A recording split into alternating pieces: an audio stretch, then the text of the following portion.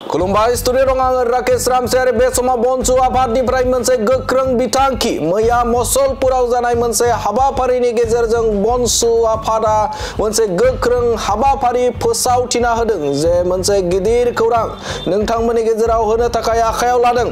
फैगौ 18 डिसेम्बराव गोदान दिल्लीनि जे जन्तर मन्तराव गोख्रों भाबै सोमावसारनो थाखाय बिथांखि फोसावदों।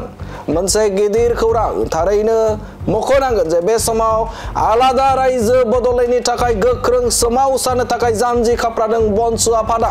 फैगौ 18 डिसेम्बराव जन्तर मन्तराव बनसु आफादा गोख्रों सोमावसारनाय एबा आलादा रायजो बदलायन सोरजिनायनि थाखाय सोमावसारनाय हाबाफारि लादों। बे समाव बनसु आफादा फैगौ 18 डिसेम्बराव आलादा रायजो बदलायनो थाखाय जन्तर मन्तर फारसे रौना होगोन।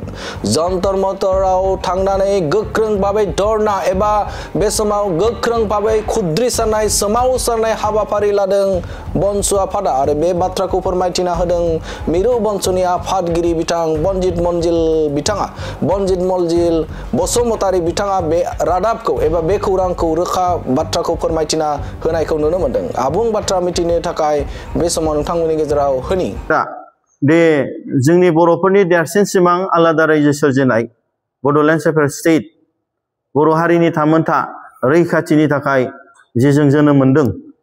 दा जोंहा दिनै बोसोरफ्रामबो बनसुआ जोनोम मोननायनि गेजेराव बर' हारिनि देरसिन सिमां आलादा रायजो बड'लेण्ड सेपारेट स्टेट बेखौ जों फोथांनानै लाखिनो थाखाय आरो बेखौ जों मोनफुंनो थाखाय आरो मुंख्लंफोरनि जे आद्रा थानाय सिमांखौ जों मोगथां महर होनो थाखाय जों दिनै नांबोबाय थादों।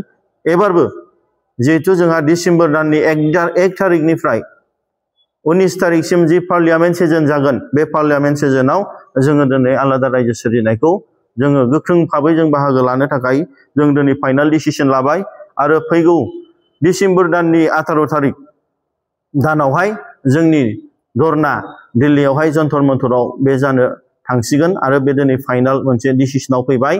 दा जों मोनफ्रोमबो जोंनि जिल्लानि आरो सेन्ट्रेल कमिटिनि दैदेनगिरि बर' माहारियारि फरायसा आफादजों लोगोसे साफ्रोमबो जोंनि गेदेमा रायजो राजा जोंनि बर' हारिखौ मोजां मोनग्रा साफ्रोमनिसिमबो जोंनि अननाय आरो सिबिनायखौ जोंनि जि थांखि दं बे थांखिखौ जाफुंसार होनो थाखाय आशीर्बाद हरगोन होननानै आं आसा खालामनाय थाबाय।